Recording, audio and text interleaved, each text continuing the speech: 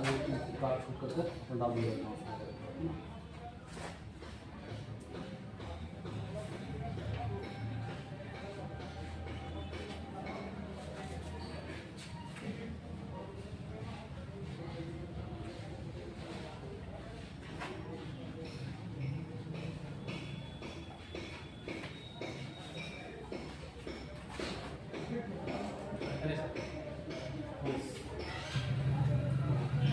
Hello students, आप सभी का हमारे यूट्यूब चैनल पर स्वागत है।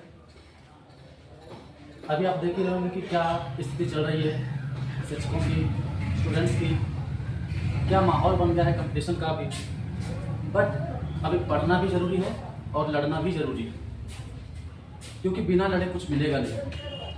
और पढ़ना छोड़ देंगे ऐसे माहौल से आपको कभी भी घबराना नहीं है कि क्या होगा नहीं होगा, सब होगा। इतने लोग लगे हुए हैं तो सिस्टम को जरूर सुधारेंगे, सिस्टम जरूर सुधरेगा। बस अपने तरफ से फुल प्रैक्टिस जारी रखिए। जैसा कि आप लोगों को पता होगा कि एसएससी रेलवे का बहुत सारा एग्जाम्स हो चुका है और आगे एग्जाम्स होने वाले हैं। तो आप उसके रिगार्डिंग क्या करें, पीवाईक्यू सॉल्यूशन जो है वो जरूर करके चलें। अभी हो क्या रहा है कि आपको यूट्यूब पे बहुत सारा सॉल्यूशन मिलेगा, बट उसमें फ़र्क क्या है कि टीचर्स अपनी तरफ से 100 टॉप मोस्ट सिलेक्टेड सवालों को ले लेते हैं और सॉल्यूशन करवाते हैं। बट हमारा जो ये सीरीज है वो चैप्टर वाइज चलेगा। जैसा कि आप लोगों को पता होगा कि देखिए सीजन 2024 का पीवाईक्यू लिया गया है और अभी नंबर सिस्टम का सवाल लिया गया है। इसमें सिर्फ नंबर सिस्टम का ही सवाल कराया जाएगा और बहुत लंबा वीडियो नहीं होगा, 8 से 10 सवालों का वीडियो होगा। तो जो भी स्टूडेंट्स इस वीडियोज़ को पहली बार देख रहे हैं वो हमारे चैनल को जरूर सब्सक्राइब करें ताकि आप रेगुलर वीडियोज़ को देख सकें। इस एसएससी सीजन के खत्म होने के बाद आपका सीएचएसएल, एमटीएस, सीपीओ सबका चलेगा। उसके बाद इसके साथ ही एनटीपीसी का भी चलेगा, रेलवे एनटीपीसी, रेलवे जेई का जो भी एग्जाम्स हुआ है, और वो भी चैप्टर वाइज चलेगा। जैसे ये नंबर सिस्टम का हो गया तो इसके बाद भी नंबर सिस्टम का ही चलेगा। इससे फर्क क्या होगा, आपको ये पता चलेगा कि इसमें नंबर सिस्टम के किस तरह के सवाल आए हुए हैं और एनटीपीसी में किस तरह के आए हुए हैं। तो आइए हम आगे बढ़ते हैं। इस चैप्टर वाइज सॉल्यूशन में आपको बेहतरीन सॉल्यूशन दिया जाएगा, ठीक है। चलिए, जो पहला सवाल है कहता है कि निम्नलिखित में से कौन सा k का मान हो सकता है ताकि संख्या 2.7924 के 6 से डिविजिबल हो जाए। आपके ऑप्शन है 4, 6, 2, 0।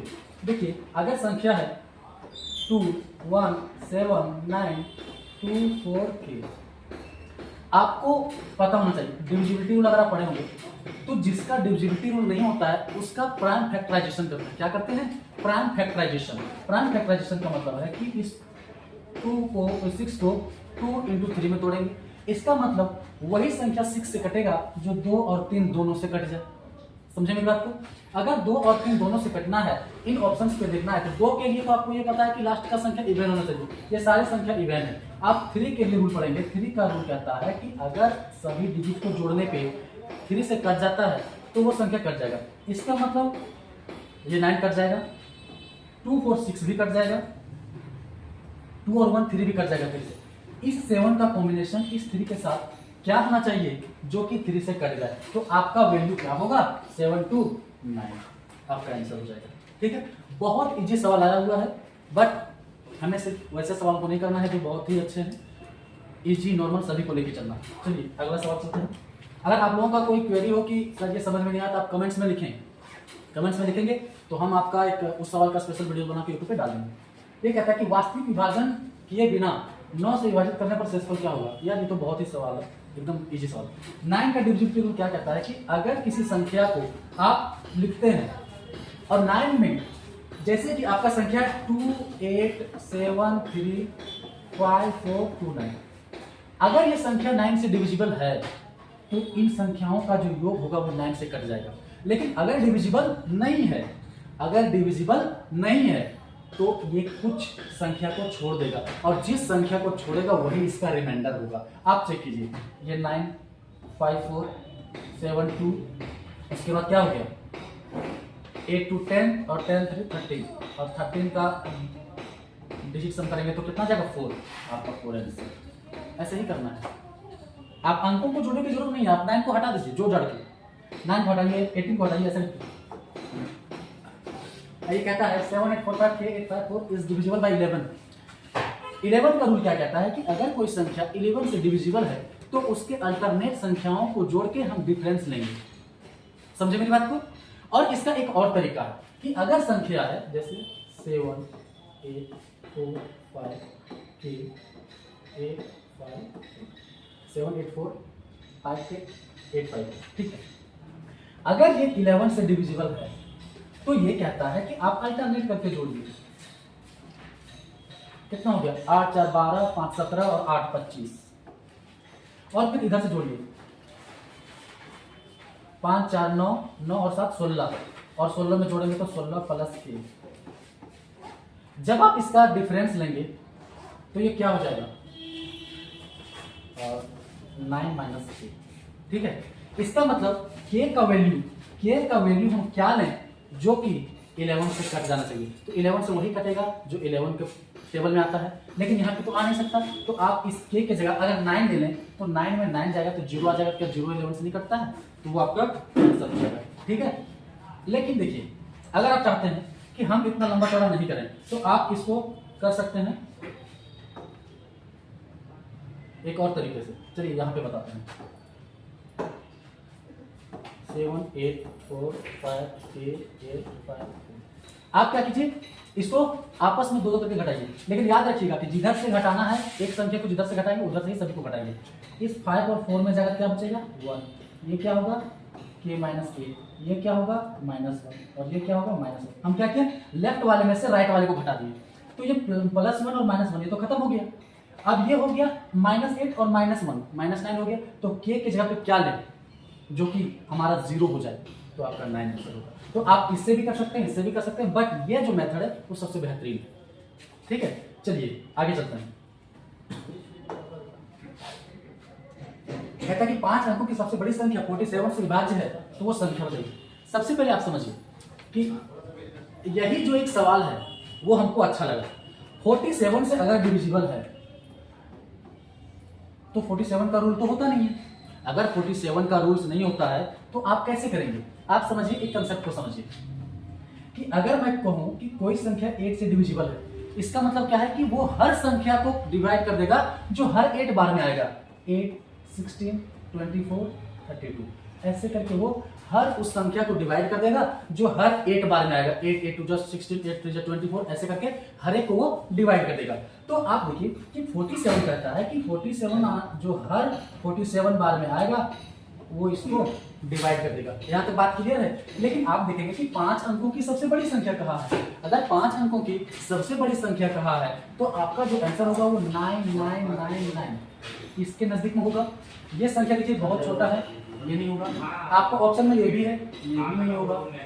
आप समझिएगा कि अगर ये संख्या नहीं कट रहा है तो ये जो है 47 के अंतर के नजदीक का ही होगा, क्योंकि आपको पता है कि अगर 47 काट रहा है तो हर 47 बार में काटते जाएगा। समझ मेरी बात को?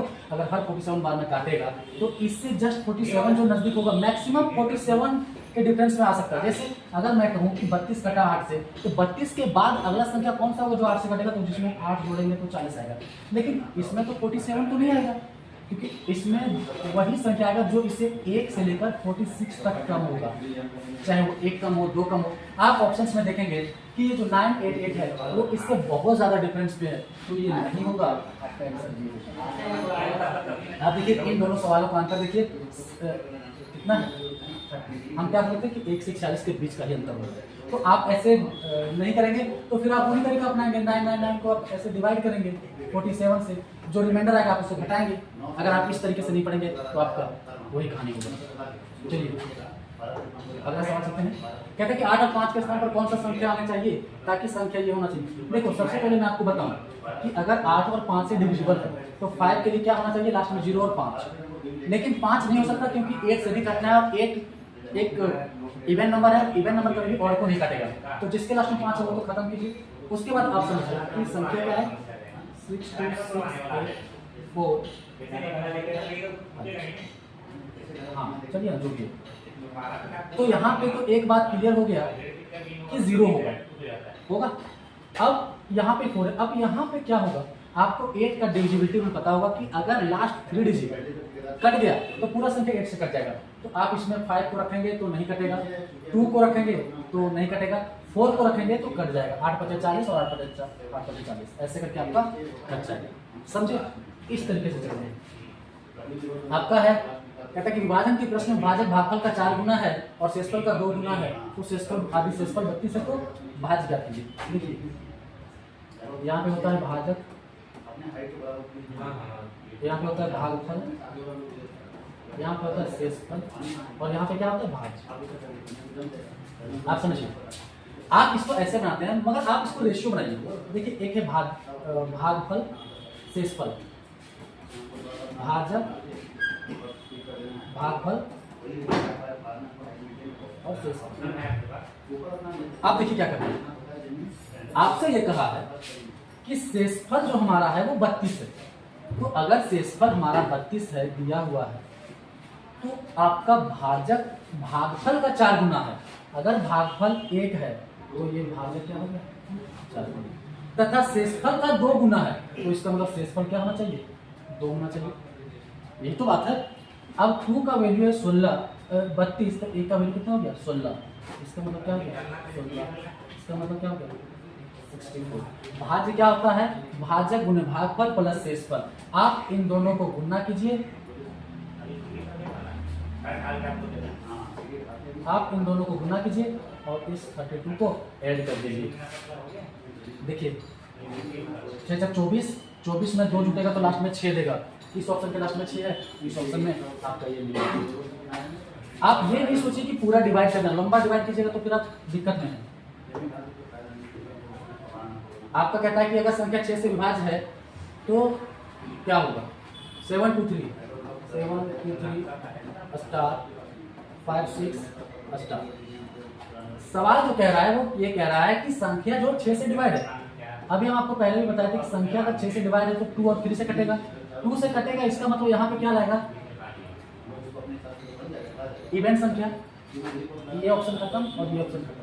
अब बताइए 2 और 4 में क्या होगा। अगर हम 2 यहाँ लेते हैं तो 3 से कटेगा, 7 2 9, 3 12 और 2 14 और 5 19 और 6 25 और 2 27 कट जाएगा। इसका मतलब 2 और आपका आंसर होगा।